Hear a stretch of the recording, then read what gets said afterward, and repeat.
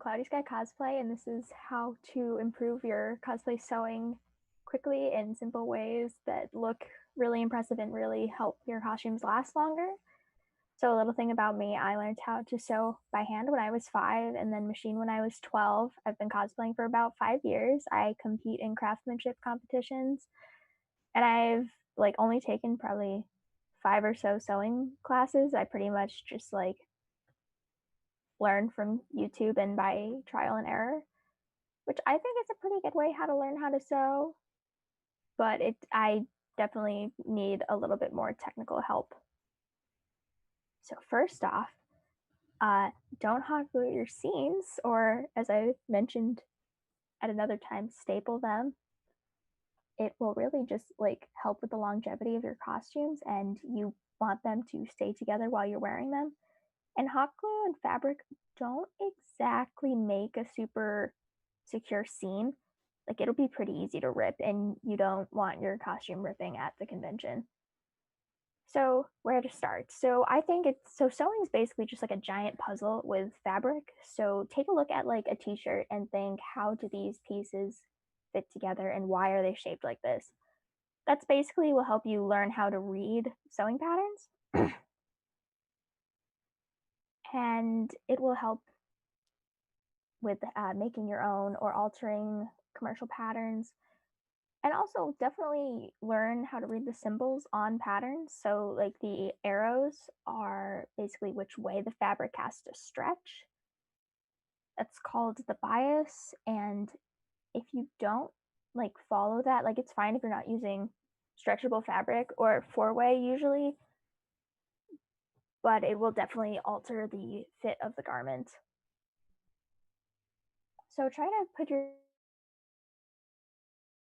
of the character and think about like what the climate's like, what time period is it, and if it's a fantasy world, like what do they do, how wealthy are they, and trying to match the costume to the world it comes from is an amazing way to understand why they wear what they do. And like for example, like this is the Azrael Batman and the normal Batman. That whole comic series, it basically, spoiler alert, ends with Batman like fighting him in a cave that's too small, and he has to take off all of his armor and he can't fight anymore. Then there's of course Avatar: The Last Airbender, which I think has like some really quality designs because the characters can move. It doesn't really offer much in form of like armor and defense, but they don't really need it too much. Hence why the picture on the far left is like really impractical, because like Aang's kind of a pacifist, so he doesn't really need a saw blade on his elbow. I think that's his elbow. So now on to specific types of fabric. So this is a swatch kit. A swatch kit, I used this specific one in a textile course that I took last semester. Basically, it's like a think of it like a giant scrapbook of fabric swatches and like types of fabric, and inside, well, we had to fill it out ourselves. There might be ones that you can get that are already filled out. I'm not entirely sure. And basically, it's just you put the swatch and then there's a bunch of information underneath it. And that way, you know what the fabric feels like, what it's made of. If you want it to be like vegan, this will help you this will help you figure out if it is, because it's most of the fabric in there is plant based or polyester. So don't be afraid to use fabrics with different textures, because it can add a new level of depth to your costume. And um, people should be more accurate with this than I am. Uh, Iron your fabric before you sew and while you sew.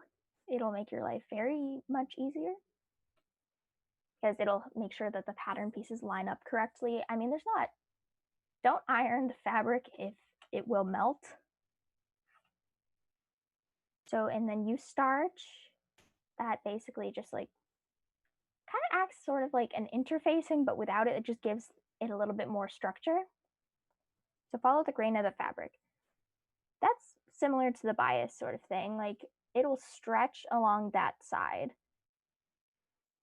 And you want that to be roughly followed pretty well, depending on what you're making. Like if you're making a pair of gloves, you want that to follow really accurately because that has to like stretch with your hands. If you're making like a bag, it doesn't really matter or something like that. And don't be afraid of hand sewing if pins and clips aren't working. Basically, what hand basting is just sewing like pretty much really loose running stitches, which is just like the normal hand stitching where it goes up and down. And it's easy to take out. And it's really helpful when it comes to working with really slippery fabrics. Like if you want to put organza over something and like layer it, it'll help it stay in place much flatter. It takes longer, but it helps a lot. So use fabric that makes sense with your costume. To learn more about different types of fabrics, I would recommend getting one of the swatch kits if you can afford it. If not, just walk around the fabric store and feel stuff. It makes it easier when ordering fabric online if you know what type of fabric it is and what you're looking for. And there we go. Here are these. So I like to read some books when I'm working on a new project. These are some of the ones that I like. So the Smithsonian Definition History of Costume and Style, that's like a textbook. Basically, it just talks about different types of clothes and how they were constructed and why they were worn. Same goes for why they wear that, except that one goes more specifically by time period. And it gives better examples, in my opinion, but the Smithsonian one gives better examples for construction techniques and just technique overall and like why and like the types of fabric. And then the sewing, the complete guide to sewing, it's just like just helps with if you don't know how to connect something or if you want to learn how to do something better. I'd also recommend actually reading the pattern directions because like a sleeve might have a little bit of a gather in one place and it might not look like it needs it, but it has one and you don't know, and then the sleeves don't fit into the holes. So some tools that I like to use are obviously needle and thread with the sewing machine, and so then I like to use scissors, pinking shears, a serger, which is basically, I'll get into it later. I like to use an iron that has a steam setting because that really helps get the wrinkles out of natural fibers like linen or cotton, which have a very high ironing temperature. I like to use fabric clips, which are those colorful clip things right there. Word of advice, don't actually buy them at the fabric store. They're like $30 for 8 clips, and you can get them on Amazon. You can get like 100 for like $10. So yeah, then there's a rotary cutter, which is basically like a pizza cutter, but for fabric. It's very sharp. So if you're like not good, if you're like clumsy, don't use one. I've cut my hand many times. It just makes cutting long lines and strips of fabric much easier. It gives you a little bit less control, but to have a rotary cutter, you also need to have a cutting mat, which I just recommend for anyone who's crafting anyway, because it's much easier to replace one of those than a tabletop. I like to also use a dress form. That purple thing, which is basically just a weird stick of plastic that is good for turning loops and like poking corners out, and a bunch of other stuff. And also, well, I don't like to use this, but it's pretty essential, a seam ripper, which is used to take out mistakes. So, contrary to popular belief, there's actually a very big difference between shears and scissors. Scissors are the top picture, they are symmetrical blades that meet in the middle, whereas shears have a flat side, which allows for a smoother cut to make it easier to control and basically just keep your lines straight. Those are actually the exact scissors I use. They're on Amazon and they're like $16. I would definitely recommend getting them. They cut fabric like butter. And yeah, my sister stole my sewing scissors recently, and that was more so just my rage.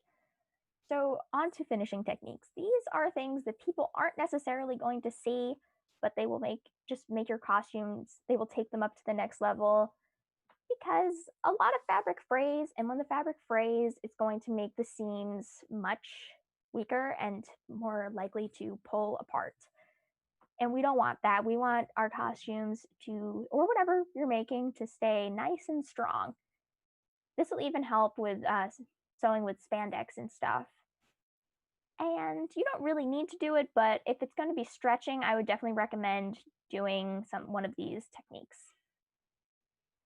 I'm not going over all of them. There are a lot. I'm just going over like the ones that I like the most. So I like serging or overlocking. It is by far the most expensive of these options. It takes the least time though, and it makes all of your seams look professional. So if you look inside, like, say, like a t-shirt, you're going to see that the seams have like this fancy, like swirly, basically just the bottom picture. And that's an overlocking stitch. It stops the fabric from fraying while also allowing it to continue to stretch. And it also cuts the fabric as you go. I have an Baby Lock Accolade. You don't need to get one that expensive, but my yeah, I'm lazy and I wanted one with the air threading. So basically, sergers usually range from price from $200 to $4,000. I would definitely recommend going to a actual dealer and not Joann's, just because the dealers, they actually will give you like better information and the machines are better because they're coming like directly from the source and they honestly are just so helpful. Next is pinking shears. This requires, oh, yeah, so this is pinking. It requires pinking shears. They are much more wallet friendly and they're not as durable because I have found that even when I cut something like cotton with this, it will still fray over time, just slower. So shears that either have a scalloped or a zigzag edge. These aren't, I I like these. I find they're a little bit difficult to cut with, but that might be because I have tiny baby hands. But this works really well for like spandex and stuff. Not as well as serging, but it's a good alternative. Next, we have French seams, which is basically when you sew your seam twice to encase the raw edges on the inside. This is really popular. It's been used throughout history for a very long time. I personally don't like it because it adds a little bit of bulk to my seams, which I have a distinct hatred for. But like, if you like it, keep using it. It's very fancy, and it'll look great on the inside. So then there's the zigzag stitch, which is in my opinion, the best alternative to a serger because most machines have a zigzag stitch. And it's a really good step before you actually make a commitment to buying one.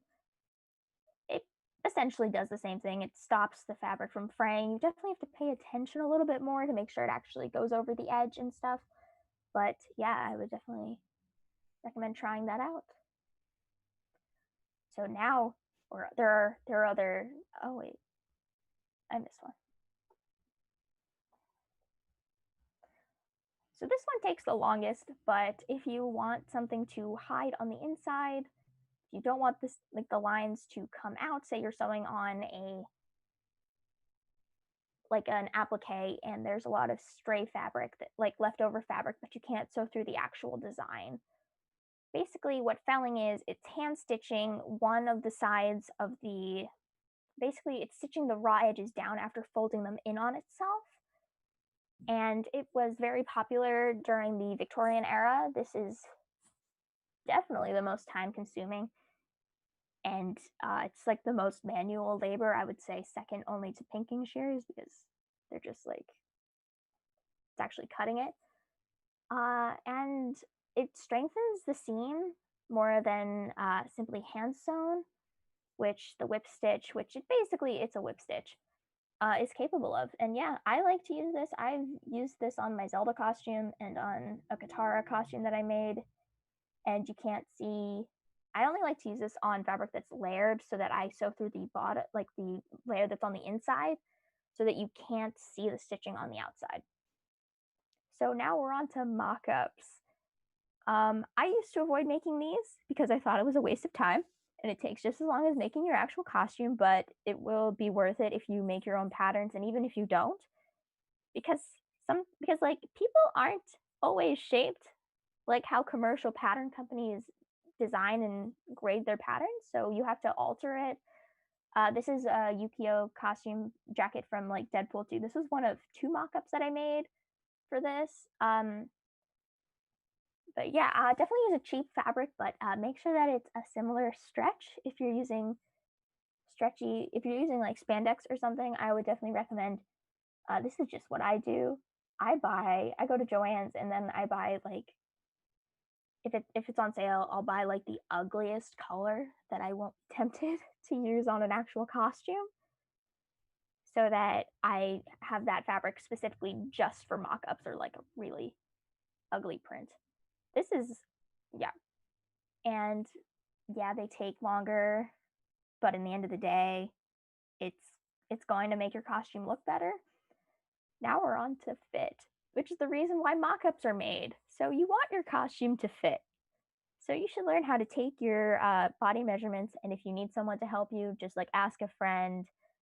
This is the uh, like measurements of where you're supposed to take them. I like to use this specific picture,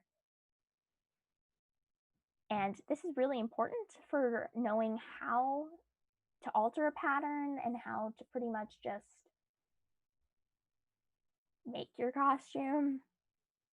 And also, it'll help you know if you need to add, depending on what type of fit you want. Like, if you want it tight, you can go really close to your actual measurements, but with a seam allowance. And if you want it really loose, you can add a couple of inches or just one or two. But if you add inches, it's going to get bigger. Like, it's going to be bigger than you think. So, underwear with a purpose. So, I'm not talking about like underwear, but like foundational garments like a corset, which was actually not used to torture women. It was to hold up their like sometimes many pounds of boning in it. It was basically the equivalent of what like a bra is today. And it actually was integral to the clothes were expensive back then, like really expensive back then. They wanted them to last a long time. And another thing that's like this is a petticoat or a crinoline, or like a hoop skirt is another term for that. And you basically just want that to get whatever shape you want, because if you like bodies, like hips don't go out that far. Just it's not a thing that happens. That's an illusion with petticoats, which leads us into proportions. This is not super important in our um, body positive world, but this is still something to consider. So back in the olden times,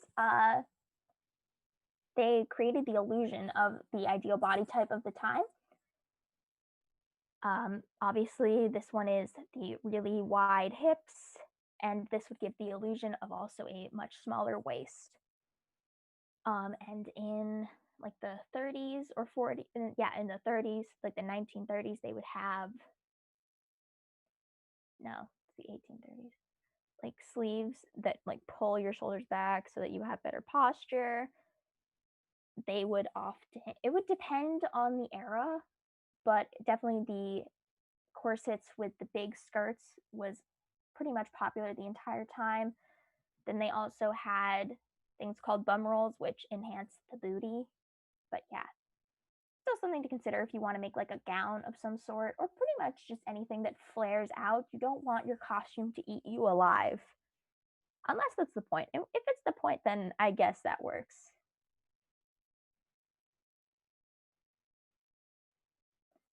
So I like to add quilting.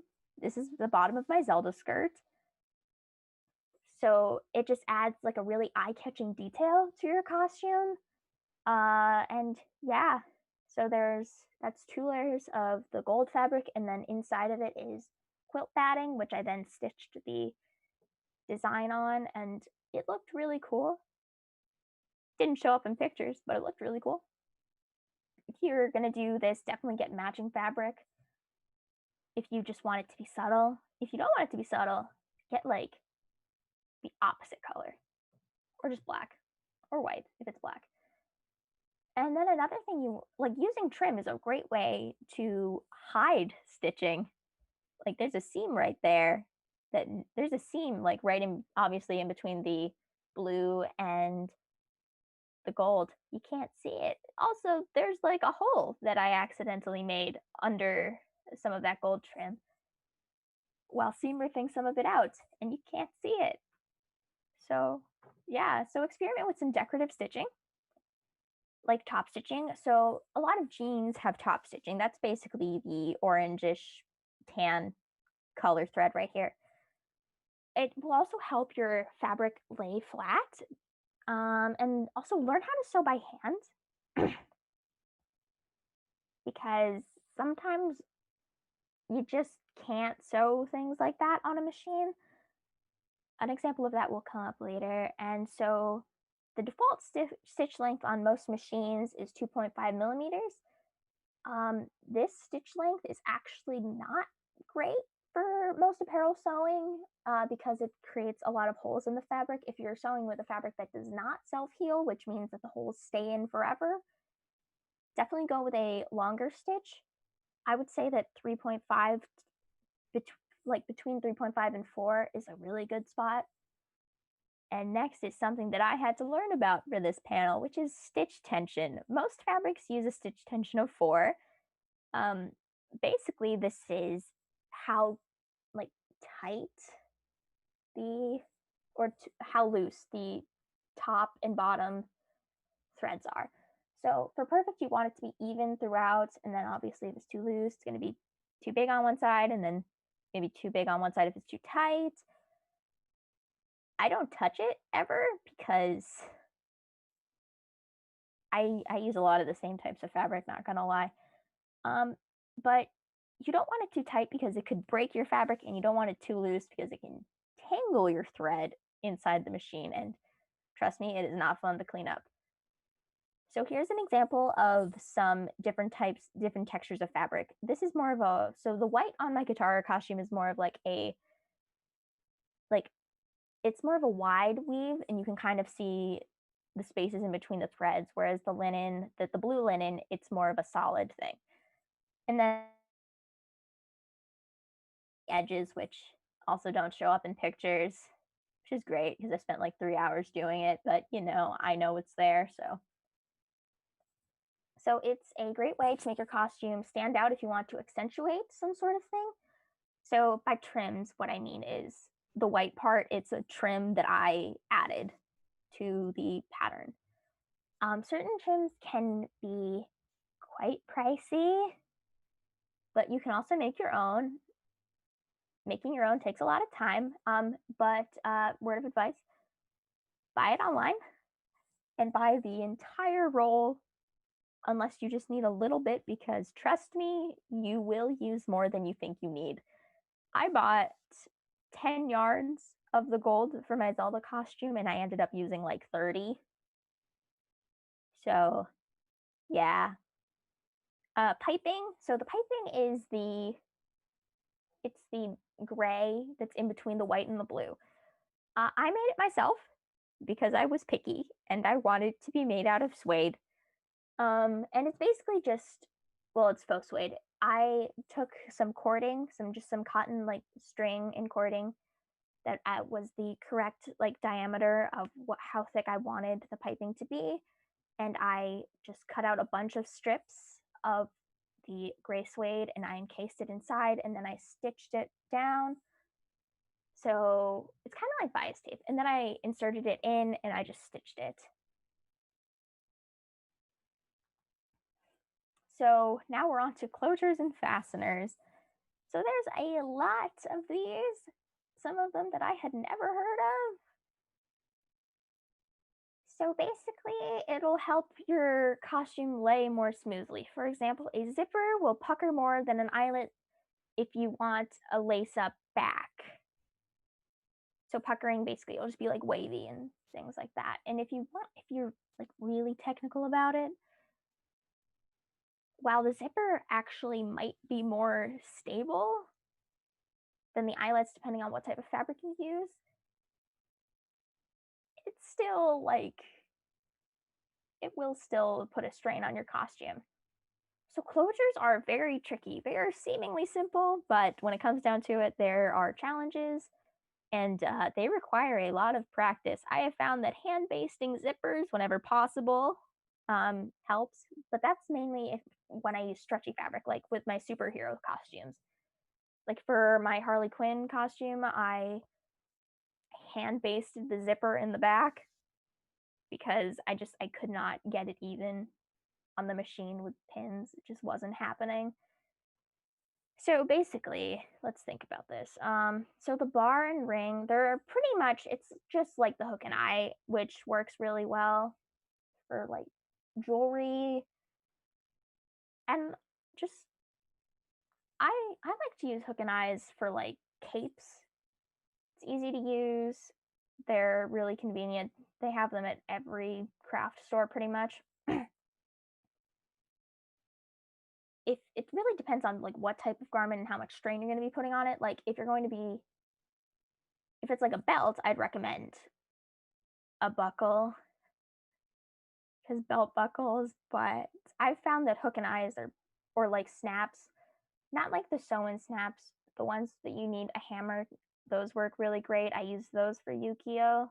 Um, oh yeah, forgot this was in there. So Velcro. Um, but don't buy the Velcro buy Velcro that you like that is well rated on the internet and even if it is adhesive Velcro, sew it on because the adhesive will come off like immediately, especially if you wash your costumes. But who washes their costumes? So grommets and eyelets, those are really fun. Also, you need a hammer for those. I'd recommend adult supervision if you're not an adult. So, how to choose what type of closure to use? Zippers are great for most garments. I use them in most garments. Uh, Pants are a little tricky to do that in, so I just use elastic. Lace ups with eyelets, great for a more historical look, or if you want to look real fancy, great for corsets, and also for armor. That's not sewing; it's not my area of expertise. Um, so snaps. Oh, I know, I skipped buttons. Buttons are mainly for shirts and closing zippers, or just various other detailing buttons by machine. Read your sewing machine manual for how to do it because and test it out. Don't just go right in on your nice fabric because buttonholes can be tricky. So snaps, they have snaps that you can hand stitch in, which are really great for like necklaces and other types of jewelry. I put my costumes through a lot of abuse, so I like to use heavy duty snaps that are used for like boat sails, and they have never failed me. It doesn't really matter what closures you use for the most part, um, but if you want a more authentically historical costume, definitely research it. The books that I recommended were really great for that. So now we're on to different types of zippers. My personal favorite is the invisible zipper. Yeah, you should learn how to use these because they are great. And they work for most things. Dresses and skirts are what I mainly use them for, and on occasion shirts or leotards. Coils they're more durable than the invisible zipper. They're for like shoes. These are also plastic though, and then there's metal zippers, which are usually for jackets because tend to because jackets are like they need to be more durable. So again, with the coil is plastic and it's less durable than metal, obviously, and that's used on a lot of clothes. Like that's a I think a sweatshirt, and then they have molded plastic, which is used for a lot of sportswear. They also sell these at Joann's in many different colors. Word of advice: try to color match your zippers. It's not too important if you're doing an invisible zipper, but like you still try to. And then we have metal for like the jeans, which I have no experience using, but yeah. So now we're on to sewing with not fabric. This is one of my, I don't have any pictures of the other times that I've done this, but so using an unconventional material is a great way to make your costume look futuristic or like really ancient. So for my Birds of Prey Harley Quinn jacket, I used 10 gauge clear marine vinyl and plastic ribbon and caution tape, and also one metal zipper and a couple snaps for the details on it.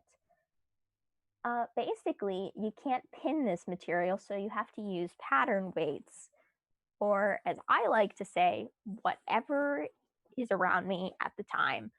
So I'll like throw a book on there. For this wasn't too big of a deal. This was my second attempt at the jacket. I messed up the first time, not the sleeves, just like the vest part. Because I was using a commercial pattern, and believe it or not, this does not behave like fabric, so I had to alter the pattern. But it's not too big of a deal because marine vinyl, it's a very forgiving material because it's like $2 a yard. But yeah, so I actually had to tape the zipper down to make sure that it lined up while I sewed it. Um, and this is definitely something you would use um, fabric clips for because they don't create holes in the fabric. And if you're sewing with something like this, definitely go very slow. And then for the sleeves, I just cut all of those ribbons and caution tape out by hand, and it's just sewn onto fabric. There's a lot of hand stitching that also went on in this. Basically, what I'm saying is sewing with non-fabric, just go slowly and just pay attention to what you're doing. So these are some of the places that I like to get fabric, and I really like them. So Fabric Wholesale Direct, great. I spend too much money there. Also, fabric.com, Spandex World, Etsy.com is a great place to support local businesses and, well, just small businesses. They're probably not local. And look up local fabric shops that are family owned. I know a great one in Connecticut. If anyone's interested, they might be closed right now. I'm not sure. Have not been there recently. So now we're on to some sewing channels that I really like. Basically, they just like, some of them are more educational than others. And then they just really help with things like that. And then some helpful sewing blogs and websites. Mood has a lot of really awesome free patterns. They actually have some cosplay specific free patterns that I would recommend. But if you're printing a pattern and it's like a lot of pages, you can actually get them printed at Staples, and it might actually be cheaper than printing it at home because printer ink is expensive. I've done that several times. And yes. So I wanted to make sure, I did some research with the sewing websites. I wanted to make sure that both, like if you're more masculine, there is a men's sewing blog in there, and if you're plus size, there's also a plus size sewing blog in there. People asked me questions at my last panel. I didn't want to and I didn't know how to answer them, and I wanted to learn. So yeah, oh yeah, okay, this went over quickly. So this is my social media, and that's all I have today. Thank you. So one question I have is, with that Legend of Zelda cosplay that you made with that fancy gold trim, um, because I am very unfamiliar with using like something so delicate like that, but how do you sew on those trims? Like, do you have any advice?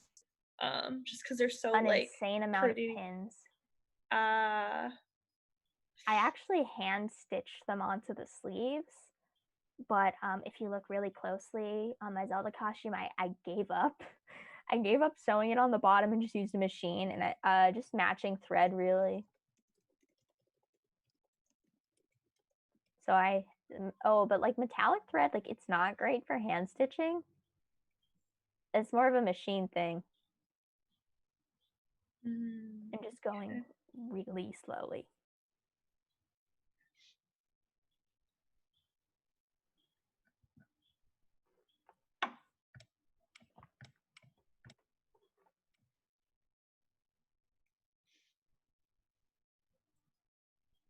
Is there any patterns that were a real struggle to translate when working with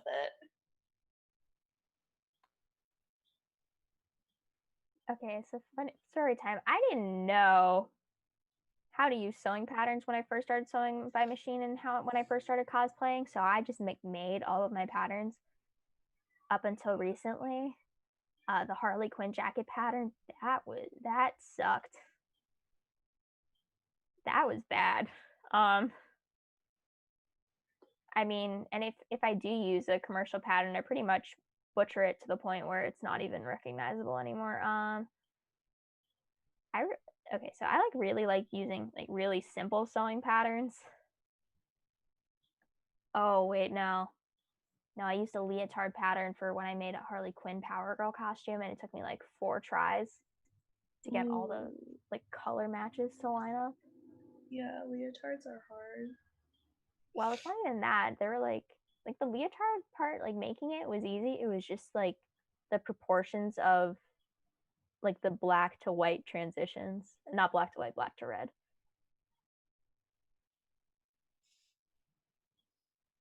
Oh, sewing boot covers, that sucks too.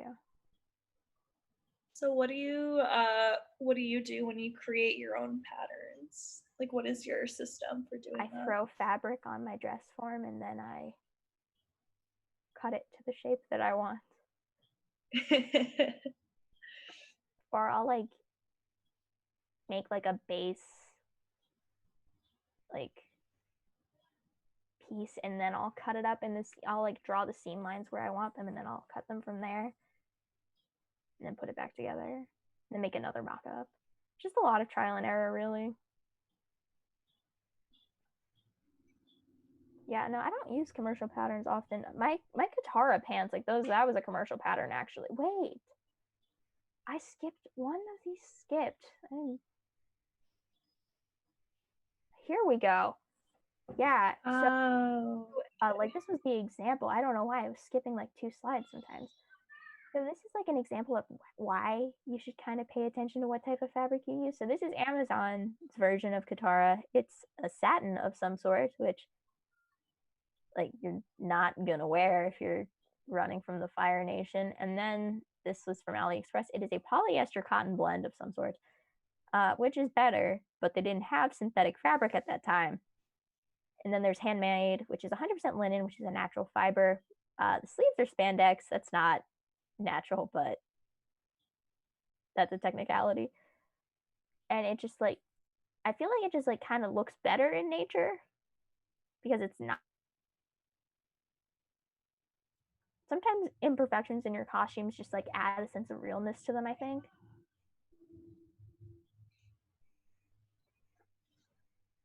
Yeah, that's pretty much all I have. what competitions have you entered? Because you mentioned that. Oh, yeah, no, just like Rhode Island Comic Con. And I was going to do Kineticons, but that got canceled. So Oh yeah, I was gonna go to Kineticon this year. all my other conventions that I was going to compete in got canceled. So I just have to like, I can just show off and like next year. Have you done any virtual costume cosplay competitions? I have not. Probably because I'm lazy and I didn't, and I don't like to get in costume all the time. No, that's fair because at a con you wear it all day, but for a virtual you wear it and then take a lot of photos and videos.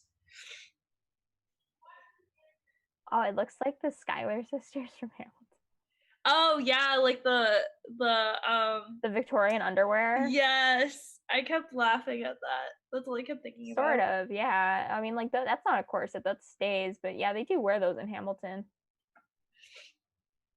I just love the way that looks because I know that's like a old way that women used to dress, but it always cracks me up.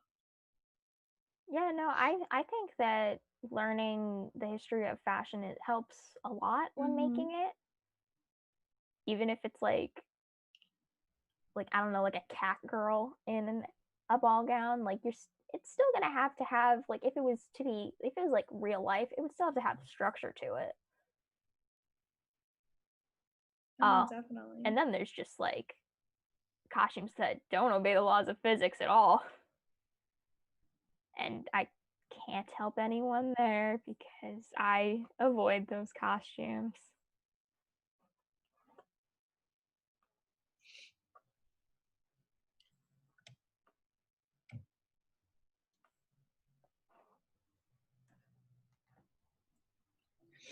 That's pretty much all there is today. Have you had any fabrics that were like a real struggle to work with and why? For people who are starting out and don't know about like the Oh, different types. I have heard that stretchy fabric is hard to sew with, but it's what I started sewing with, so it's really simple for me. I think that stretchy fabric's more forgiving because you can like if one side is like stretching more than the other, you can just like pull it. Oh, wait, no, I do know it. I know a fabric that sucked to work with. This gold. This is gold silk charmeuse. It is the slipperiest fabric I have ever worked with. And it was terrible to make this giant trim with. I did 19 of these patterns Oh wow. all the way around the skirt. It took me like 8 hours, and it just kept sliding. But I mean, like it worked out. Satin is hard. Like I don't like to sew with satin, but it looks really good, so I sew with it a lot. Uh, yeah. And it frays a lot. Sometimes it's easier if you finish your seams before if you finish your garment pieces before you actually um like sew with it. Like when I did my Katara costume, a lot of the pattern pieces, since it's linen and it frays like no one's business, I would overlock all of the edges of it, even if it made it harder to turn inside out. But I didn't want it to fall apart, so gotta do what you gotta do. And then for the Zelda, like how did you do that quilting? Because I know you mentioned you put two pieces, but like Oh, did you stuff that to make it look puffy like that? there's quilt batting in there. What is that? Because I'm It's unfamiliar. so they put I actually did that on the bodice too. You can't see it because it's white, but and also I like upped the brightness because I was looking because I kind of had a little bit of a sunburn that day. But yeah, no. So that costume is not comfortable. So quilt batting is basically like like polyester stuffing they have for stuffed animals. It's basically like a flattened version of that that's sort of sold in yards, and you like I didn't use it how it's intended. Like for the leotard part, which is completely quilted, even though uh so it just makes it like more pronounced because it makes it puffy.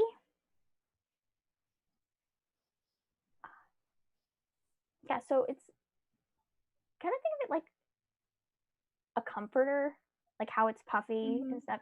It's not that thick. They have ones at Joann's that are that thick, but and I would just sew like details into it so that it added because I didn't want to make it out of like Warbler or foam or something because in the game it's like very pronounced. So I still wanted it to flow, but also have a little bit more weight to it. So the bottom portion is the only part of the skirt that has that. and I have not done it I haven't done it since Zelda. It's on the belt as well, and also on the like upper arm cuffs. There's a lot of quilting in this costume.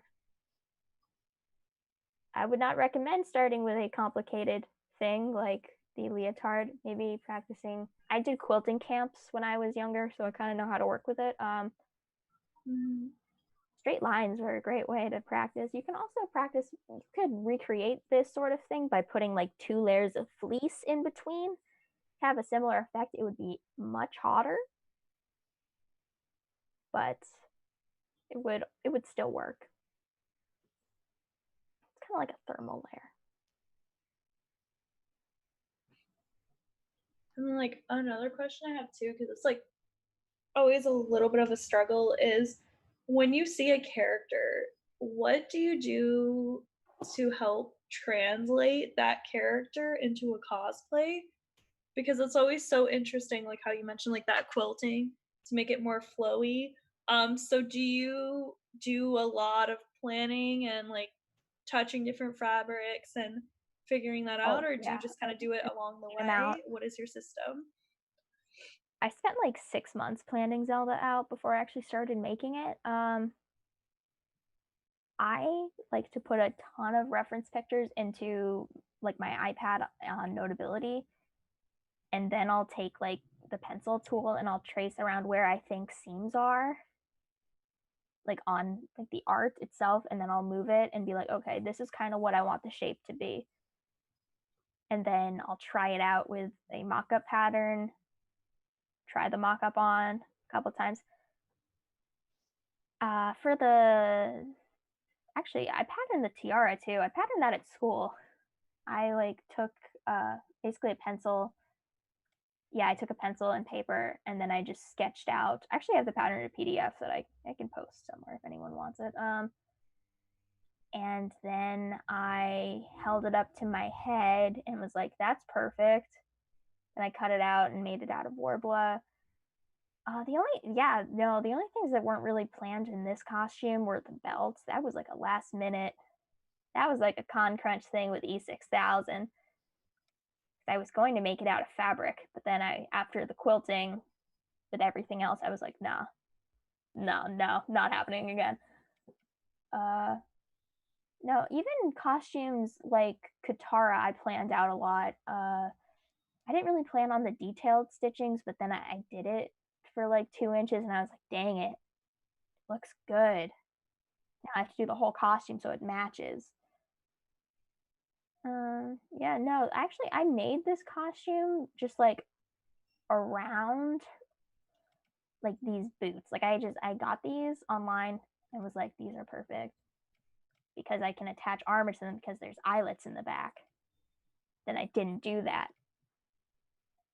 No, costuming for me is definitely a very big planning thing. I have like a folder of costume plans and I like to sketch things out. I don't know. I'm just like I'm a very visual person, Mhm. but that's just me. This is also a random thing, but like, do you make shoe covers? And do you have any advice? Because I have some spandexy ones for Starfire, and then I usually put wedges in it to make it have like that like boot look. But I started noticing that it rips the corner of the shoe covers because of like, walking on it. Do you have any advice on shoe covers? For boot covers, I pretty much just like if you don't want to do what I did for my Harley Quinn costume and super glue the fabric to the shoes, I Walmart that I can just like destroy. I put like hot glue on the inside just to like be like a buffer, or on the outside to be like treading. Maybe putting like a pleather and just stitching it, like hand stitching it into your boot cover, like near the heel.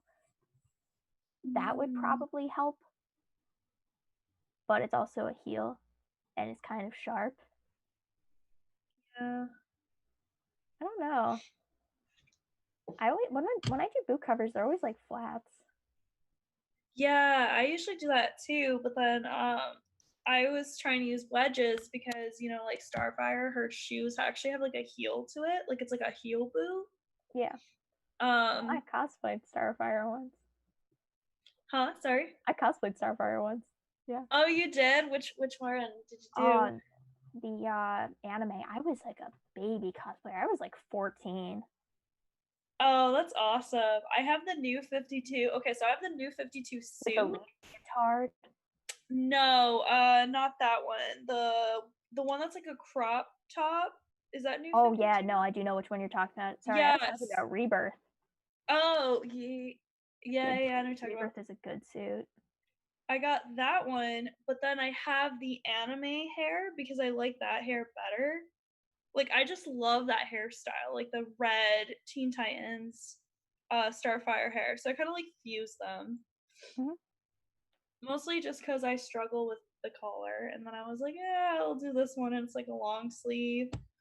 I made the collar Just the out of like shorts. craft foam and a giant googly eye that I painted green. Oh, I did that too. You use like the googly eyes and you take it apart and then you use that to make the gems No, with the glitter.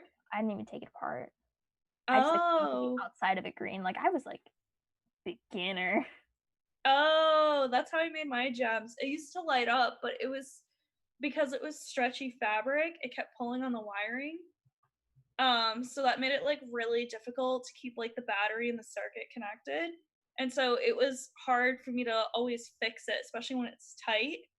So I kind of like gave up on like trying to make all the gems light up, but I did have it like all light up at one point. Yeah, I'm not really sure how to help with the boot covers. I know. I like struggle with shoes all the time. Cause like if you buy the shoes already done, they're so expensive. So then you're like, oh, let me be crafty. And then I just am not crafty with shoe wear. I've like bought shoes specifically to like destroy for cosplay, and then I've like tried them on and be like, oh, dang it, they're cute. That happened with my Harley Hilarious. Quinn shorts. I bought them from like Target, and then it was just like, oh no, thought these would be ugly, but they're actually really nice. And I had to buy a second pair just to have. No, I totally understand. Does anyone have any last questions or anything?